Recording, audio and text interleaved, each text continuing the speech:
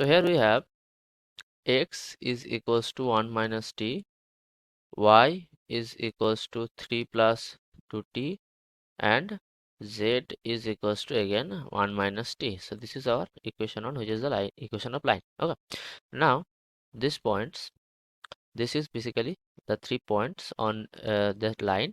So let us consider, let that line is p, which is 1 minus t, 3 plus 2t, and 1 minus t, where p belongs to line 1.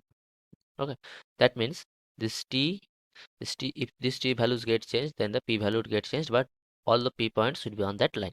Okay, now we have that plane as 2x minus y plus z equals to 5.